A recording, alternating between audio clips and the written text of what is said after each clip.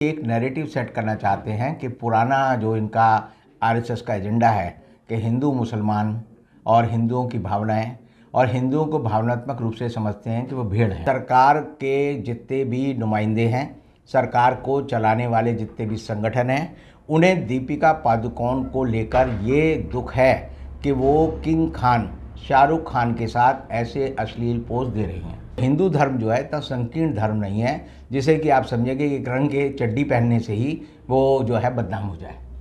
नमस्कार दोस्तों, हिंद वॉइस में आपका स्वागत है। नौहिक राम हमारे साथ हैं, एडवोकेट रविंद्र कुमार जी। काफ़ी दिनों बाद इनसे मुलाकात हो रही है, किसी वजह से हम नहीं कर पा रहे थे, लेकिन अब सिलसिला लगातार जारी रहेगा। तो सीधा खबर पे आते हैं। आज का हमारा मुद्दा है, इनसे कुछ सवाल पूछेंगे और सवाल पूछेंगे। एक फिल्म आ रही है जिसका नाम है पठान, आप लोग भी जानते होंगे। उसके एक्टर शाहरुख खान है, दीपिका पादुकोण है और तमाम एक्टर्स हैं। लेकिन जैसे उनका एक फिल्म का एक गाना रिलीज़ होता है जिसमें एक सीन में एक कलर के वो कपड़े पहने हुए, उस कलर को लेकर विवाद शुरू हो जाता है। सिर्फ छुटमैया ही नहीं, बड़े बड़े नेता, गृह मंत्री हैं किसी प्रदेश के, वो तक इस पर प्रतिक्रिया देते हैं और कहते हैं कि इससे भावनाएं आहत हो रही हैं। अगर देखा जाए तो मार्केट में उस कलर की तमाम ऐसी चीज़ें हैं जिनका मैं नाम भी नहीं ले सकता, आप लोग भी समझ सकते हैं। उस तरह की चीज़ें भी मार्केट में उस कलर की मिलती हैं, लेकिन फिर भी विवाद हो रहा है। सर, शाहरुख खान, पिछले साल भी हमने बहुत बात की, उनके बेटे की वजह से कंट्रोवर्सी होती रही, आर्यन खान। अब फिर से फिल्म आते ही विवाद शुरू हो गया है। क्या इसके पीछे शाहरुख खान को क्यों निशाना बनाया जा रहा है? आप एक बात समझ लीजिए कि जिस समय जिस मुकाम पर हम खड़े हैं जी, आज के समय में नरेंद्र मोदी सरकार का 3/4 समय जो है खत्म हो चुका है। अगला जो आम चुनाव है वो मई 2024 में होना है जी, और तब से अगर हम देखें तो उसमें कुल 16 महीने बचे हैं। ठीक है। 60 महीने का पूरा हमारा जो लोकतांत्रिक चुनाव की प्रक्रिया है वो है और उसमें 3/4 समय निकल गया है। 44 महीने निकल चुके हैं और इस सरकार ने 44 महीनों में कोई उपलब्धि हासिल नहीं की है। और इसीलिए ये एक नैरेटिव सेट करना चाहते हैं कि पुराना जो इनका आरएसएस का एजेंडा है कि हिंदू मुसलमान और हिंदुओं की भावनाएं और हिंदुओं को भावनात्मक रूप से समझते हैं कि वो भीड़ हैं। उनको रंग के नाम पे डराया जा सकता है, कौम के नाम पे डराया जा सकता है, गाय के नाम पे डराया जा सकता है और वो सारी चीज़ें जिससे कि जो मुख्य आर्थिक मुद्दे हैं वो दब जाएं, जो सामाजिक मुद्दे हैं वो दब जाएं, जो रोटी रोजगार, बेरोजगारी और शिक्षा, स्वास्थ्य, ये सारे मुद्दे अगर गायब हो जाएं तब इनको लगता है कि हम जो है आराम से चुनाव जीत सकते हैं। और चुनाव जीतने के लिए ही ये सारी व्यवस्था ये सरकार करती है।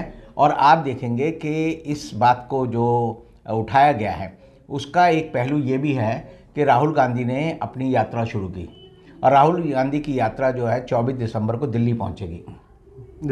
अब अगर हम आज के समय में बात करें तो इस बात को एक हफ्ता भी नहीं बचा हुआ, बिल्कुल। और एक हफ्ता नहीं बचा हुआ तो ये एक नैरेटिव तय करना चाहते हैं कि राहुल गांधी की यात्रा को किस तरह से ब्लैकआउट किया जाए, या जिस तरह के हम कहते हैं कि ग्रहण लगता है कि कैसे उसे एक्लिप्स किया जाए, वो करने के लिए इस तरह की हरकतें ये की जा रही हैं। अच्छा।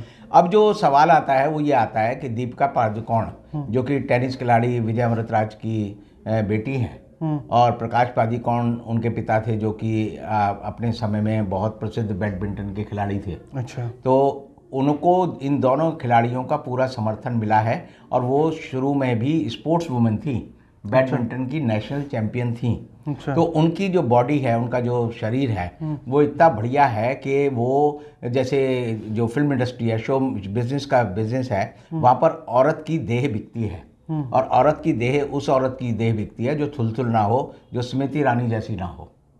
तो इसलिए आप देखिए कि सरकार के जितने भी नुमाइंदे हैं, सरकार को चलाने वाले जितने भी संगठन हैं, उन्हें दीपिका पादुकोण को लेकर ये दुख है कि वो किंग खान शाहरुख खान के साथ ऐसे अश्लील पोस्ट दे रही हैं। अच्छा। आपने देखा होगा सोशल मीडिया पे जैसे ये फ़ोटो आई और जैसे ये गाना टीज़र जिसे हम बोलते हैं फिल्म की दुनिया में, वो जैसे ही रिलीज़ हुआ, लोगों ने जो उसकी प्रतिक्रिया में जो बातें कहीं वो ये कहीं कि उसकी बिकनी जो है वो केसरी रंग की है, अच्छा। भगवा रंग की है और भगवा रंग की बिकनी पहनकर वो जो है डांस कर रही है। अब भगवा रंग जो है वो ऐसा रंग नहीं है जिसको लेकर अगर आप सोचें कि बहुत ज़्यादा आदमी को उत्तेजित होना चाहिए। अच्छा। ये उत्तेजित होने वाली चीज़ नहीं है। रामदेव जो अपना आश्रम में जो आसन करते हैं या बाहर करते हैं तो उनका लंगोट भी भगवा होता है।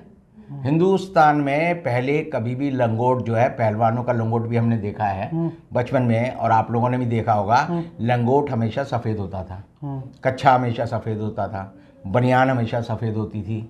लेकिन अब रामदेव अगर वैसा लंगोट पहन लें, भगवा लंगोट, और उसके बाद वो अपनी वो प्रतिक्रिया जो आसन करते हैं वो दिखाते हैं मंच पर, और उसी तरह कोई औरत अगर वही कपड़े पहन ले और उस तरह की प्रतिक्रिया करे तो इन लोगों की प्रतिक्रिया होती है कि भगवा का अपमान हो गया, हिंदू धर्म का अपमान हो गया। तो हिंदू धर्म जो है इतना संकीर्ण धर्म नहीं है जिसे कि आप समझेंगे कि एक रंग के चड्डी पहनने से ही वो जो है बदनाम हो जाए। ये तो अचानक कल परसों ही जो टीज़र आया है जिसमें कि उसने दीपिका पादुकोण ने भगवा ये जो कच्छी पहन रखी है। मैं 2 दिन पहले ही, उससे पहले एक हमारे पत्रकार मित्र हैं, उनका नाम है सुरेश झा।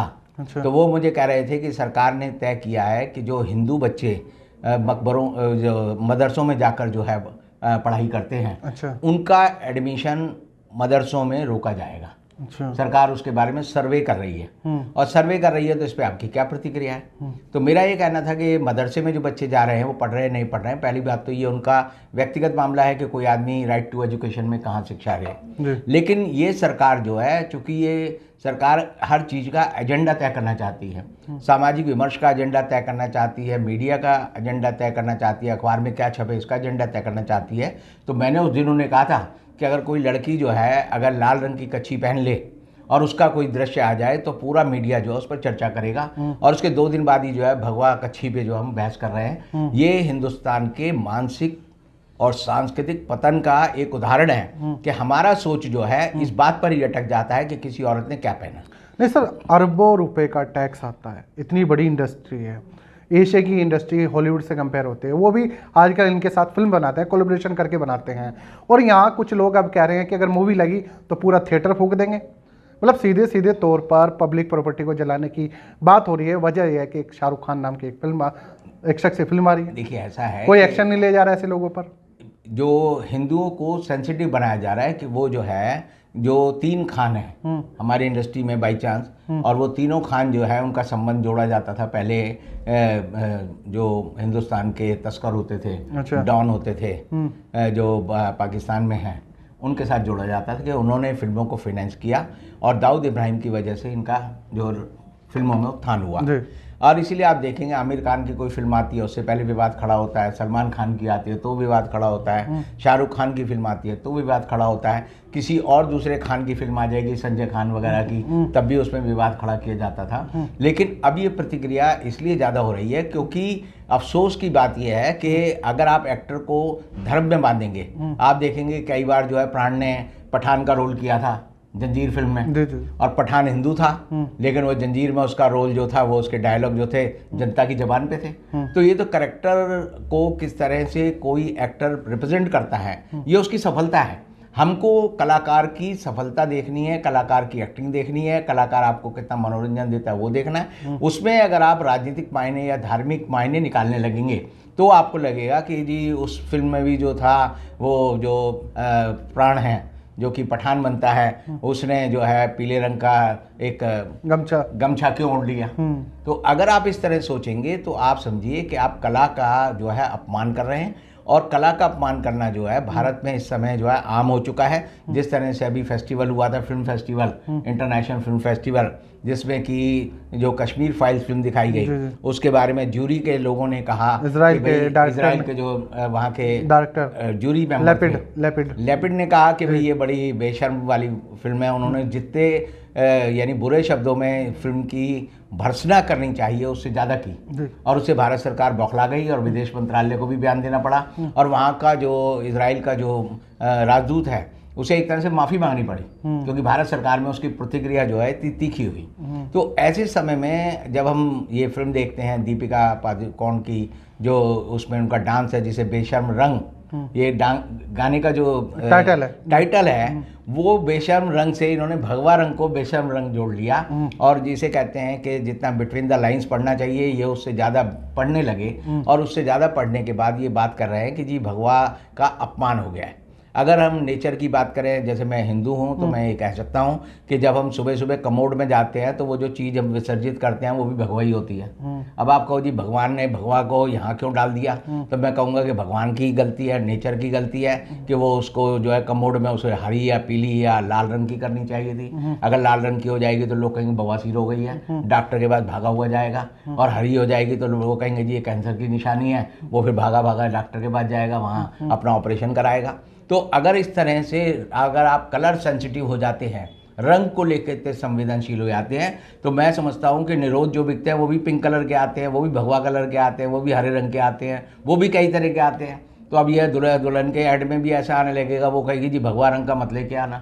तो अगर इस तरह की बात करेंगे तो मेरा मानना है कि हिंदू को हमेशा उदार होना चाहिए, सरकार और समाज को जो है चीज़ों को समझना चाहिए, और मनोरंजन को सिर्फ मनोरंजन की दृष्टि से देखना चाहिए। अगर आप उसे धार्मिक प्रतीकों के साथ जोड़ेंगे तो अंततः देश में जो है एक तरह का गलत विवाद शुरू होगा और देश जो है भटकाव की ओर चला जाएगा। बहुत बहुत शुक्रिया रविंद्र जी, आपने सारी चीज़ों का निचोड़ बताया कि क्यों हुआ, सरकार से लेकर, क्योंकि टाइम कम बचा है तो लोगों को बहुत सारी चीज़ों में उलझाना है और साथ ही ऐसी चीज़ों को तूल भी देना है। इसके अलावा कलर सेंसिटिव की बात भी बताई कि अगर आप कलर को ले कॉन्शियस हो रहे हैं, ये वो हो रहे हैं, तो वो तो फिर आपको बहुत सारी चीज़ों में सोचना पड़ेगा कि ये चीज़ ले ये ना लें।